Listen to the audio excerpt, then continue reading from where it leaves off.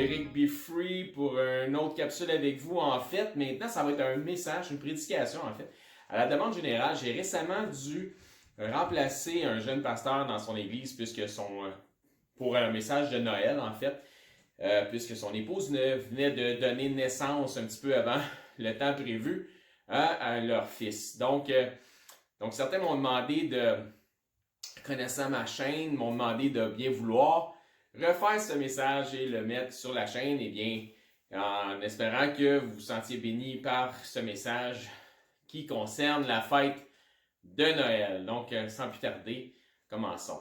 On va commencer par lire les Écritures et j'irai dans le passage de Luc au chapitre 1, versets 26 à 32, ça se lit comme suit. Au 6e mois, l'ange Gabriel fut envoyé par Dieu dans une ville de Galilée appelée Nazareth, auprès d'une vierge fiancée à un homme de la maison de David nommé Joseph. Le nom de la vierge était Marie.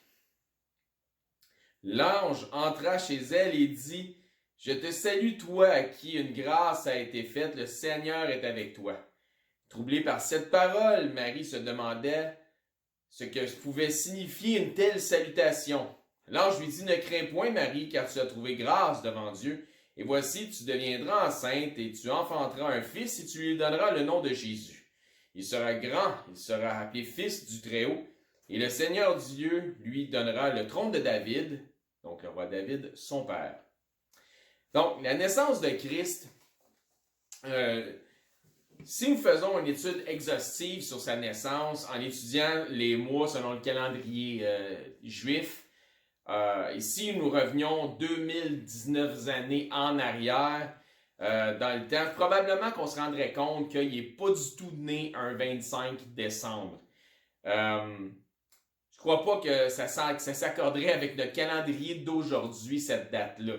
Personnellement, je crois pas que la date fasse une si grande différence, que ça a autant d'importance. Mais une chose est certaine, c'est que de prendre une occasion spéciale, un temps spécial pour glorifier la naissance de notre Seigneur Jésus-Christ, c'est aussi pouvoir prendre un temps supplémentaire pour témoigner de la raison de sa venue sur cette terre. Je vais, pour certaines personnes, vous apprendre des notions intéressantes sur certaines des dates qui concernent les fêtes qu'on fête traditionnellement au Québec.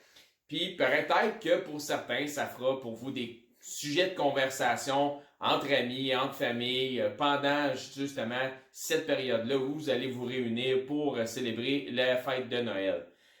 Donc, je vais faire deux choses. Principalement, la première, je vais vous raconter une belle histoire, en fait, qui est une histoire merveilleuse, celle de Noël. Et la deuxième chose que je vais faire, je vais vous apporter un petit côté académique sur la fête de Noël et certaines des traditions qu'on a dans le temps des fêtes.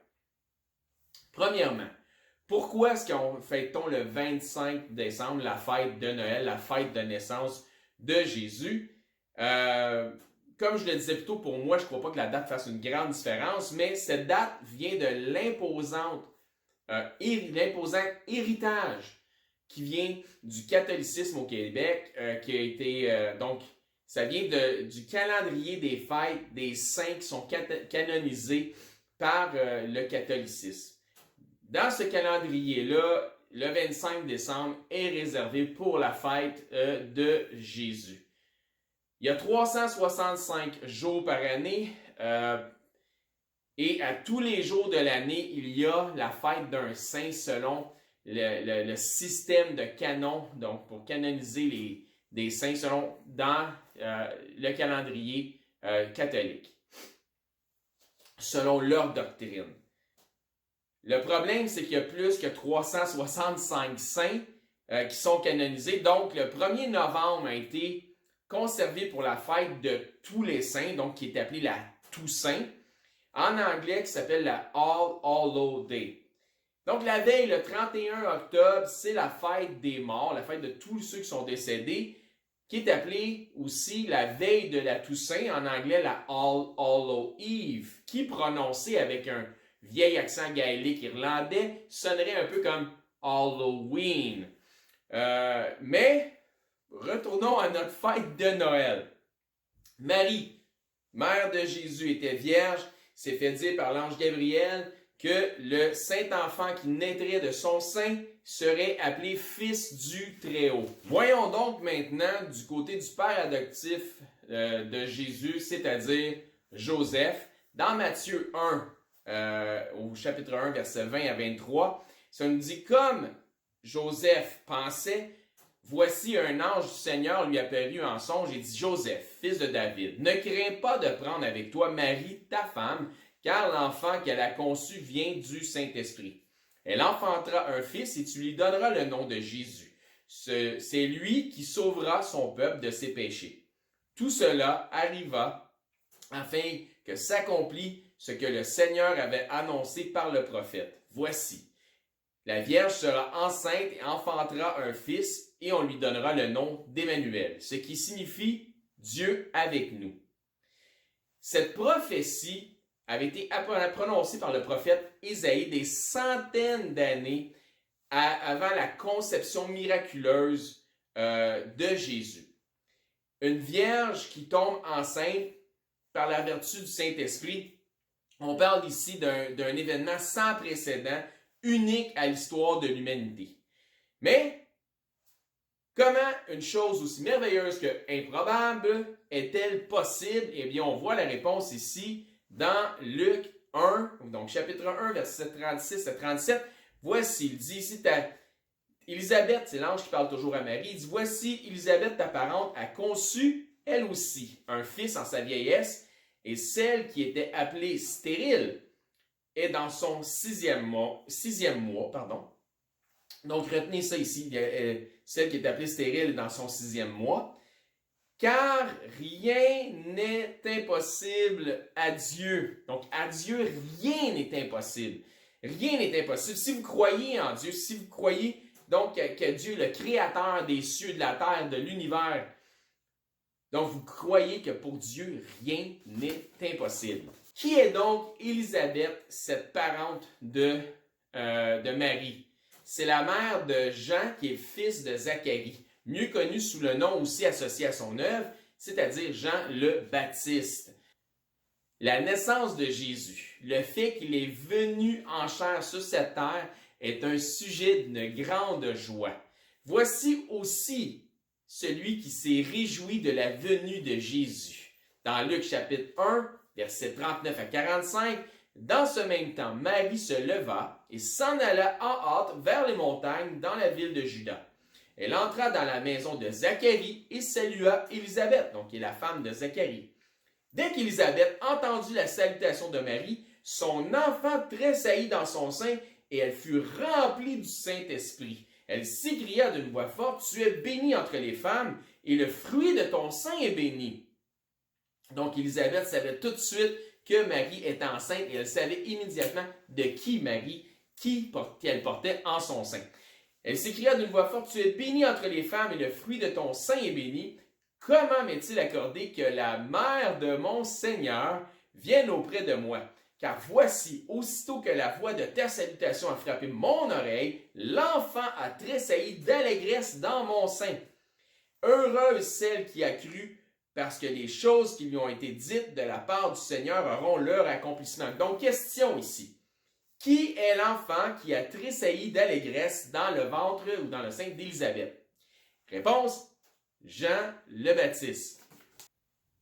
Ça me rappelle Jésus qui dit dans Matthieu 21,16, en se référant au psaume 8, Jésus dit, « N'avez-vous jamais lu ces paroles? Tu as tiré des louanges de la bouche des enfants et de ceux qui sont à la mamelle. » C'est-à-dire, Jean le Baptiste n'était pas encore au monde, il était encore dans le sein, dans le ventre de sa mère, qui s'est réjoui du fait que Jésus qui était déjà dans la présence de Jésus, qui était en fait un embryon encore dans le ventre de Marie. Élisabeth était parente avec qui? Autre question. Eh bien, elle était parente avec Marie, mère de Jésus. Donc, au minimum, ces deux femmes-là, s'ils n'étaient pas des sœurs, ils étaient des cousines ou des cousines éloignées. Puis des cousines éloignées, c'est des cousines, petits cousins, petites cousines, peu importe, mais ils étaient cousines.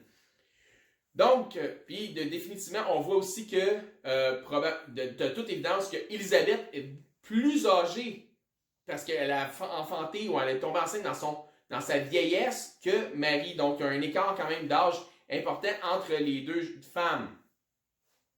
Donc, Jean le Baptiste était aussi, autre question, donc Jean le Baptiste était au minimum le cousin apparenté de quel personnage très important de la Bible?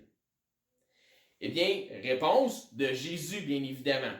Donc, au Québec, question, quelle est la date de notre fête nationale du Québec? Réponse, le 24 juin. Et comment aussi, autre question, s'appelle cette fête nationale? Comment la nomme-t-on? Eh bien, la réponse, vous avez deviné, c'est définitivement la Saint-Jean-Baptiste. Maintenant, autre question. Pourquoi est-ce qu'on fête la fête nationale et on l'appelle la Saint-Jean-Baptiste et pourquoi la fête-t-on le 24 juin? C'est quoi le lien? Et voici, pourquoi. Si on retourne dans Luc 1, 36, voici Élisabeth, ta parente, a conçu elle aussi un fils en sa vieillesse, et celle qui était appelée stérile est dans son 6e mois. Parce qu'il y avait 6 mois de différence entre Jean-Baptiste et Jésus, si on prend le 25 décembre et qu'on recule de 6 mois, on tombe quand? Le 24 juin. Et voilà, donc notre fête nationale tombe en même temps que la fête selon le calendrier des fêtes des saints canonisés par la doctrine catholique, tombe en même temps que la fête du fameux personnage qui est Jean le Baptiste. Et c'est pourquoi on appelle notre fête nationale qui tombe le 24 juin la Saint-Jean-Baptiste. Donc, vous l'avez dit qu'il y aurait un petit côté académique et que vous apprendriez des choses. Donc, probablement que plusieurs personnes vont écouter cette vidéo et ne sauront pas. Et ça va être pour la première fois que vous saisissez ces choses-là. Ben, tant mieux. Si ça peut vous rendre un petit peu plus connaissant sur les traditions puis les fêtes et les origines des fêtes que l'on a ici au Québec. Donc, mais retournons encore une fois à notre fête de Noël. Pas trop s'éloigner du sujet. Donc, Luc 1, 46 à 48. Donc, chapitre 1, verset 46 à 48. Et Marie dit, mon âme exalte le Seigneur et mon esprit se réjouit en Dieu, mon Sauveur, parce qu'il a jeté les yeux sur la bassesse de sa servante, car voici désormais toutes les générations me diront bienheureuse. Pourquoi je vous ai parlé des fêtes et des dates, etc., c'est qu'ici, au Québec, on a un grand héritage qui nous vient du catholicisme, dont on ne peut pas le nier. Donc, sans faire de guerre de religion, ça n'a aucun lien, mais c'est vraiment un héritage qu'on a, avec lequel on va de l'avant tous les jours. Donc, puis on a un paquet de choses qu'on a tendance à prendre pour acquis dans ce bagage-là. Donc, mais je crois que c'est important de connaître la vérité, par contre, sur certaines de ces choses-là, comme je dis, qui pourrait être une tendance pour nous de prendre juste pour acquis.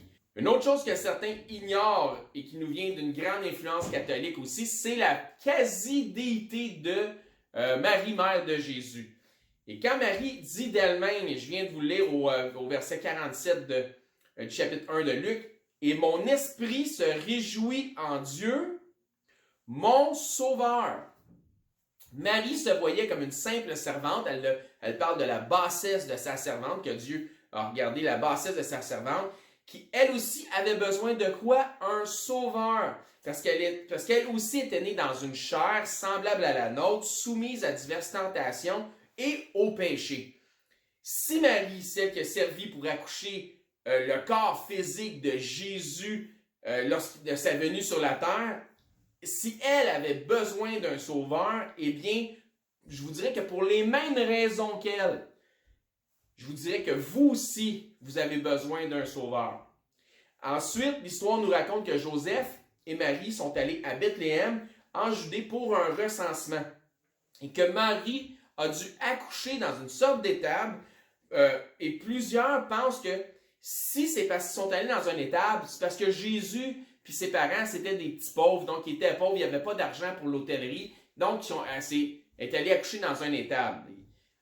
Non, en fait, c'est pas le cas du tout.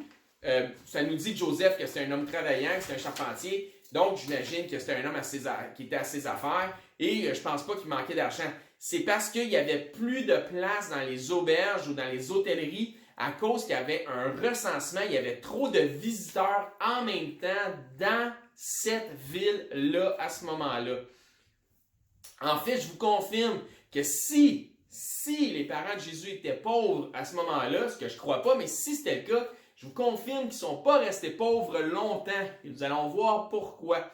Dans le livre de l'apôtre Matthieu, ça nous parle des mages d'Orient qui ont suivi l'étoile. Et voici, j'ai quelques questions pour vous sur les mages d'Orient. Quel était leur nom? Le savez-vous? Deuxième question, quelle était la couleur de leur peau? Combien étaient-ils, ces mages? Quel était leur statut social? Étaient-ils des rois? Eh bien, toutes ces quatre questions-là que je viens de vous poser, leur nom, la couleur de leur peau, combien ils étaient et quel était leur statut social, la Bible ne nous en parle pas du tout. Donc, tout ce que vous avez pu croire ou penser concernant cette histoire vient de romances ajoutées aux Écritures qui ne font absolument pas partie de l'histoire biblique.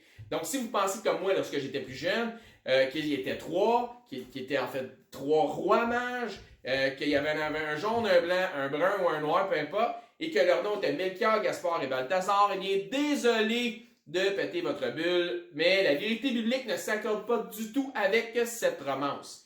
Non, mais dans Matthieu, au chapitre 2, versets 9 à 11, et voici l'étoile qu'ils avaient vue en Orient, marcher devant eux, jusqu'à étant arrivée au-dessus du lieu où était le petit enfant, elle s'arrêta. Et quand ils aperçurent l'étoile, ils furent saisis d'une grande joie. Ils se sont dit, enfin on va le voir. On a fait tout ce voyage-là, enfin on va le voir.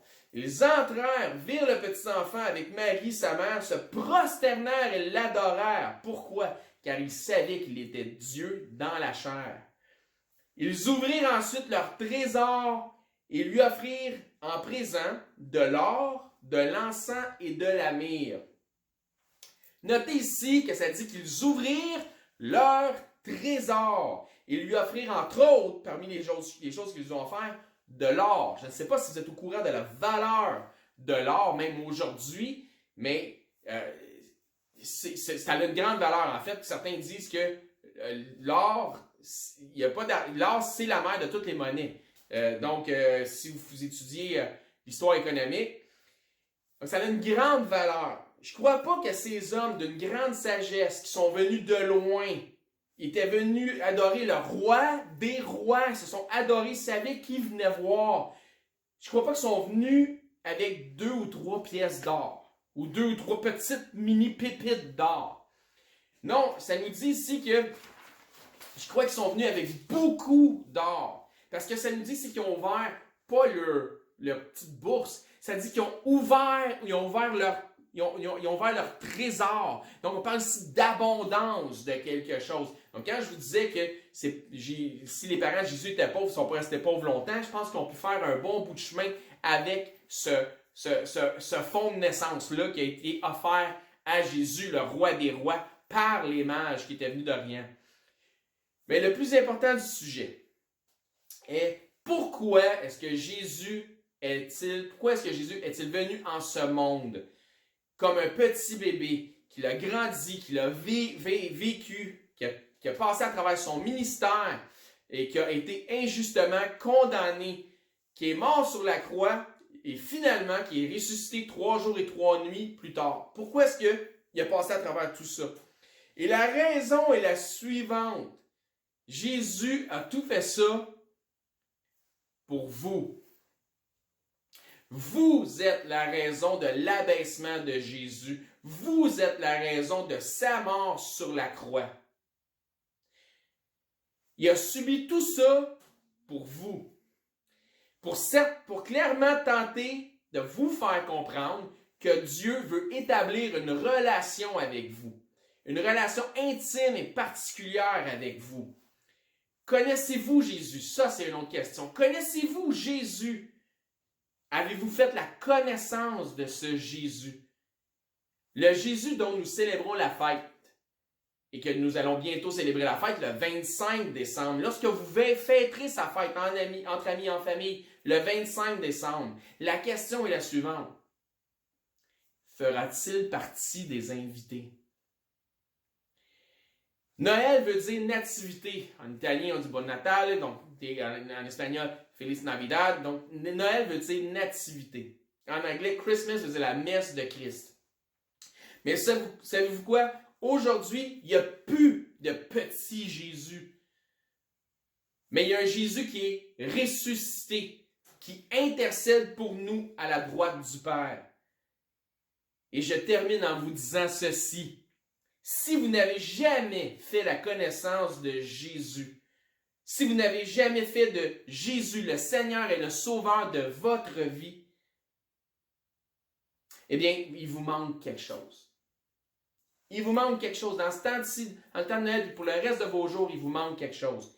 C'est la fête de Jésus le 25 décembre, mais c'est ce Jésus-là qui a un cadeau pour vous. Et son cadeau s'appelle la vie éternelle. Ce cadeau-là est complètement gratuit. Vous savez pourquoi il est gratuit, le cadeau que Jésus vous donne? Parce que lui, il a payé le prix en versant son sang sur la croix, son sang innocent. Il l'a donné, il a donné sa vie pour vous et c'est comme ça qu'il a payé le prix pour vous offrir ce cadeau si merveilleux. Mais, vous devez venir à lui et lui demander de recevoir ce cadeau. Et il nous dit aussi, si vous demandez, vous recevrez. Donc, si vous n'êtes pas certain, si vous n'êtes pas convaincu de votre destinée éternelle, écoutez, communiquez avec moi en privé.